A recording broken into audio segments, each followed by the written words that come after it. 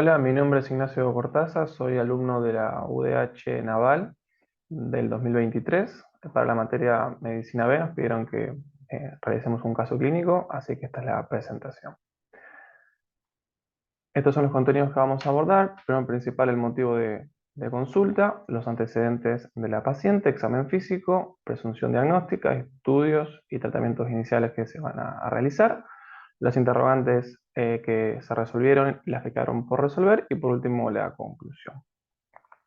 Como motivo de consulta es una paciente femenina de 89 años de edad que es trasladada desde el Hospital Fernández, es decir, que la derivaron el día 6 de junio, diagnosticada como un síndrome confusional agudo en el contexto de un accidente cerebrovascular isquémico. En la paciente se constató la presencia de una tensión arterial de 210 de sistólica sobre 110 de presión diastólica. En el servicio de emergencia de este hospital le administraron amlodipina 5 miligramos y también le administraron ampicilina sulbactam y después le sugirieron que se interne, pero por su obra social fue derivada hacia el Hospital Naval y aquí es que me encuentro haciendo el caso clínico. Ahora después voy a ahondar en por qué le administraron estos medicamentos y no quizás otros en este contexto.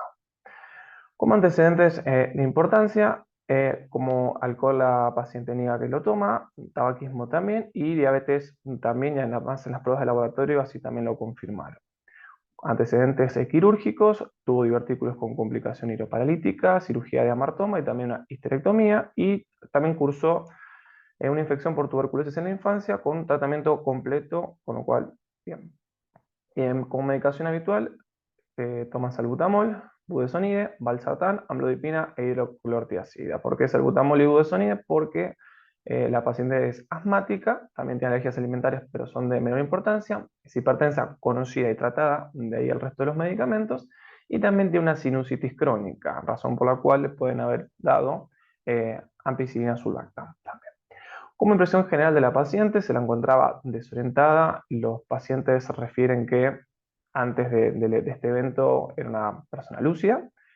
Con respecto a sus signos vitales, ahora se constata una TA de 130 sobre 70, una frecuencia cardíaca de 81, también sobre parámetros normales, lo mismo la frecuencia respiratoria, satura al 96% con el aire ambiente y se encuentra febril.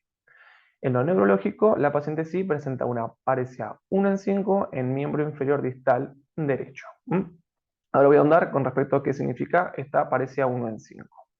Para eso se emplea lo que es la escala de fuerza muscular del Medical Research Council, en donde se puntúa del 0 al 5, en donde 5 va a ser la fuerza normal, 4 es cuando puede realizar un movimiento contra una resistencia, es decir, en este caso el evaluador le va a emplear una resistencia y ahí la paciente puede llegar a desplazarlo.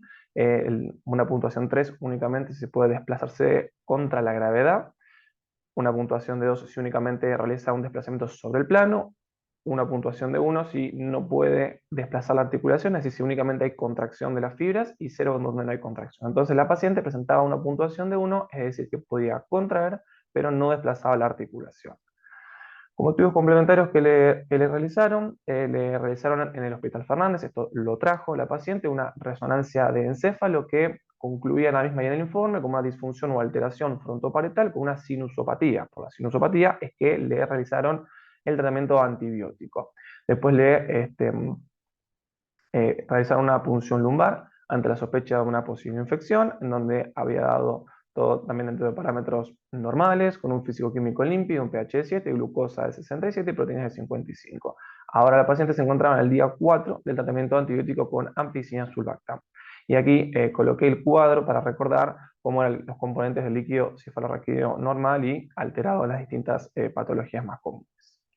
Como presunción diagnóstica, estudio y tratamiento inicial, la paciente presentaba, como bien anticipé al principio, un síndrome confusional agudo. La pregunta que nos realizamos es respecto a qué causa tenía este síndrome confusional agudo. Si era una causa neurológica, si era secundaria a la ACV, si era un foco infeccioso, como también lo sospechaban, si era causa anémica, también, paciente de 89 años en esta edad también, o si también podría llegar a ser alguna causa hipoglucémica. El ACV isquémico, a su vez, ¿de qué causa podría llegar a ser? Esta podría ser aterotrombótica, cardioembólica o también relacionada con la edad. Ahí se va a ahondar con respecto de cada uno de los estudios de esto, ¿sí? Después se le realizó la escala NIS, que va a puntuar de forma numérica lo que es la gravedad del ictus que la paciente padeció, en donde 0 es la puntuación mínima y 42 es la puntuación máxima. Y ahí se va a determinar si es leve, si es menor a 4, si es moderada, entre 4 y 16, y si es muy grave, si es grave entre 16 y 25, y si es muy grave, sería mayor a 25. La paciente presentó un NIS de 5, así que presentó una gravedad de ictus leve, moderada, baja, por decirlo de esa forma. Acá está lo que es la escala del NIS, que es lo que emplea, todos los ítems que evalúa, y bueno, la paciente entonces le había dado un 4. Evalúa, por ejemplo, qué es nivel de conciencia, la mirada conjugada, el campo visual, paresia facial, miembro superior derecho y superior izquierdo, miembro inferior derecho e izquierdo, ataxia de miembros, que lo que más presentaba la paciente era esta alteración en miembro inferior derecho, exploración sensitiva, lenguaje, disartria, extinción e inatención, es decir, si la persona presenta negligencia, en donde no conoce, ¿no?, la mitad de mi cuerpo, y ahí te va a dar un total de 42, y un mínimo de 0 si la paciente está totalmente bien. Como conducta inicial de resultados, se procedió a realizar una ecografía, perdón, de vasos del cuello, Holter, dosaje de hemoglobina glicosilada y también del perfil lipídico. La pregunta es, ¿por qué realizó esto? En la ecocardiografía, porque dije antes que el ACV podría haber sido de causa cardíaca. La ecografía de vasos del cuello, lo mismo por si fue de causa aterotrombótica. Y el Holter también para evaluar la presencia de fibrilación auricular que pudo haber generado un émbolo. La hemoglobina glicosilada de perfil lipídico por los mismos motivos que anticipé antes con respecto a la hipoglucemia, por ejemplo. Como resultados, el ecodoppler cardíaco y vasos de cuello no presentaron particularidades. El Holter, que se informó al día 16 de junio, 10 días después, también sin particularidades, laboratorio dentro de parámetros normales, entonces la paciente va a continuar con tratamiento antibiótico y con control evolutivo. Con respecto a lo que es la evolución, esto fue el día 15 del 6, el día previo al alta, la habían internado por antecedentes, ¿no?, del accidente cerebrovascular isquémico, evolucionado con un ecocardiograma Doppler, ecodoppler de vasos de cuello sin particularidades. El perfil lipídico estaba también dentro de parámetros normales, le colocaron un Holter al día 14 del 6 que se encontraba el informe pendiente, que estuvo para el día 16 del 6 que estuvo sin particularidades. La persona presentaba una sinusitis, por lo cual tenía el tratamiento antibiótico y estaba vigil, orientada en las tres esferas, normotensa, febril, saturada 96 a 21% y se esperaba y se aguardaba por el control evolutivo. Al día 16 del 6 se procede a externar al paciente ya que puede continuar con el tratamiento antibiótico de forma ambulatoria porque se descartaron causas cardíacas y aterotrombóticas de ACV que eran las que más preocupaban. Entonces, estas fueron las interrogantes iniciales y un poco también las interrogantes que fuimos resolviendo a lo largo de esta presentación. La paciente presentó una ACV. La pregunta era si era debido a una causa hipertensiva o si la paciente presentó hipertensión debido a la ACV. ¿Cuál fue primero? Y como segunda pregunta acá, ¿cuándo hay que disminuir la tensión arterial en este contexto? Es decir, ¿la tensión arterial está aumentado como una respuesta fisiológica o era la causante de la patología? Por otro lado, que también lo respondimos, si el ACV fue isquémico, cardioembólico o ateroembólico, de ahí que le realizaron el estudio cardíaco y estudio de vaso de cuello. Y como tercera pregunta, si el síndrome confusional agudo era debido al ACV, a la infección, a la anemia o a la hipoglucemia. Dentro de cada uno de estos detalles había que ahondar para poder llegar al estudio y tratamiento correcto y también para evitar a posterior. Entonces, ¿cuándo hay que disminuir la tensión arterial en este contexto? Voy a hacer una breve introducción con respecto a la crisis hipertensiva. La crisis hipertensiva es un grupo heterogéneo de situaciones clínicas en las cuales el individuo tiene valores de presión arterial de nivel 3, que si podemos ver en esta tabla, cuando presenta por encima de 180 milímetros de mercurio de presión sistólica y por encima de 110 milímetros de mercurio de presión diastólica.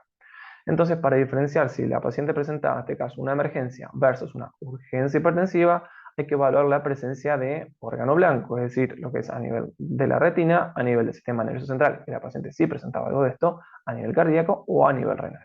Dentro de ese daño de órgano blanco, no tenía que ser conocido como preexistente, no tenía que tener un diagnóstico establecido el mismo y tampoco sin sintomatología previa. Bien, la paciente presentaba un foco motor del miembro inferior derecho, distal con desorientación y somnolencia, con lo que se puede concluir que presentaba una emergencia hipertensiva, porque en este caso estaba presentando un daño de órgano blanco.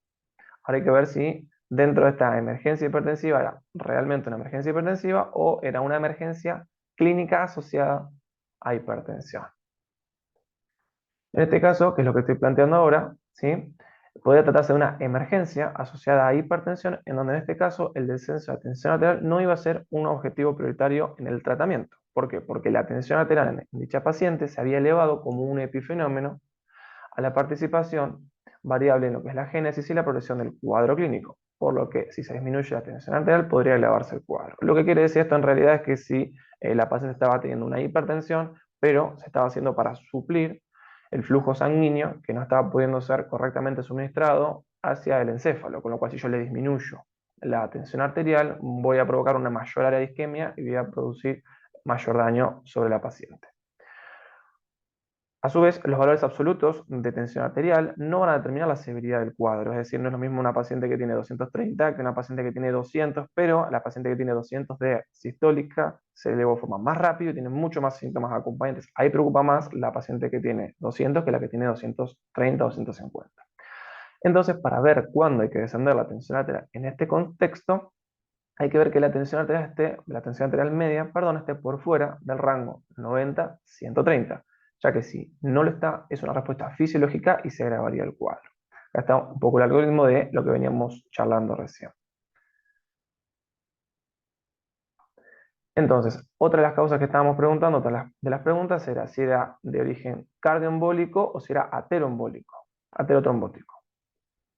Entonces, el ACV de origen cardioembólico tiene distintos factores de riesgo, algunos que son mayores y otros que son menores. Como mayores, la fibrilación auricular, trombosis intracardíacos, válvulas protésicas, tumores cardíacos y también endocarditis infecciosa. Algo que importaba mucho es si la paciente presentaba fibrilación auricular. Es por esto que se le realizó un Holter para su estudio, que se informó sin particularidades. Y como menores se pueden encontrar trastornos sistólicos, foramen oval permeable, aneurisma del septum, etc. Y por otro lado, los accidentes cerebrovasculares de origen aterotrombótico, que en este caso podrían provenir ¿no? de vasos de cuello, debido a la presencia de placas ateroscleróticas en las paredes de los vasos del cuello, se pueden producir una oclusión de los vasos de forma parcial o total, que si se desprenden, van a producir un ateroémbolo que impacte en alguna región distal, produciendo síntomas tales como amaurosis, foco motor, sensitivo, desastre, etc. Es por eso que le realizaron el eco de vasos de cuello a la paciente. A su vez, también se presentó con un síndrome confusional agudo, que también vimos cuáles eran las preguntas, si era debido a una ACV, infección, anemia o hipoglucemia. Así que voy a brevemente introducir lo que es el síndrome confusional agudo o delirium, que es una alteración transitoria y es reversible del estado mental que se caracteriza por alteraciones en lo que es a nivel de la conciencia, la atención, la conducta, también alteraciones cognitivas y de funciones no intelectuales. De lo primero que suele eh, verse alterado es el ciclo sueño-vigilia y también el estado afectivo. El principal factor de riesgo para padecer un síndrome confusional frente a alguna noxa, en realidad el síndrome confusional agudo va a reflejar la incapacidad de poder adaptarse frente a estrés, frente a noxas externas. El principal factor de riesgo va a ser la baja reserva cognitiva, la baja reserva cerebral, que es la capacidad del sistema nervioso central de poder responder de manera funcional y flexible a las agresiones. Se presenta de forma inespecífica, pero presenta alteración de la atención y de la conciencia, puede presentar alteraciones perceptivas, tales como ilusiones o alucinaciones, inversión del ciclo sueño-vigilia, como dije recién, el fenómeno de sundowning, donde los pacientes se agitan al comenzar la noche, que está relacionado más que nada con una disminución de los niveles de cortisol, alteraciones del pensamiento y del lenguaje. Entonces, va a presentar obnubilación de la conciencia y desorientación temporoespacial.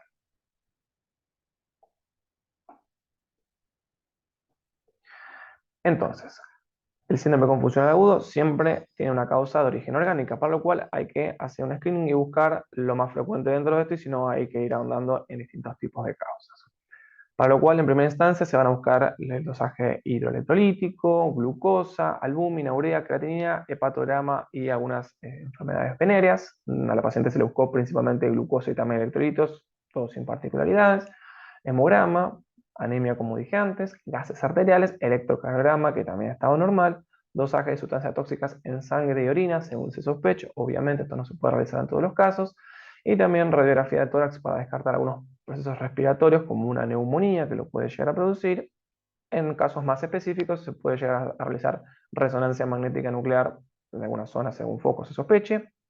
dosaje de vitamina B9, B12, ANA, etc.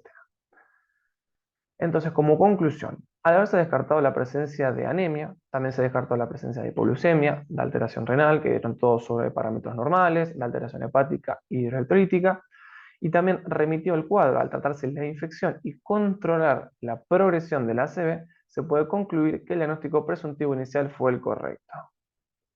Progresión va con S. Acá está la bibliografía que empleé para realizar la clase, y como último vamos a dejar acá una pregunta en la cual dice: ¿en qué situación la hipertensión es un mecanismo fisiológico de compensación y no un mecanismo fisiopatológico de descompensación? A. Paciente con fondo de ojo que presenta hemorragias en llamas y exudados algodonosos con una TA de 230/110. B. Paciente que cursa con un ACV isquémico con una TA de 200/100. C. Paciente que presenta un infarto agudo de miocardio con una TA de 210/115. O D. Paciente que presenta una injuria renal aguda con un TA de 220/90. Dejo unos segundos o pueden pausarlo. La respuesta correcta sería la B, por las causas que explico aproximadamente en la mitad de la presentación. Bueno, muchas gracias.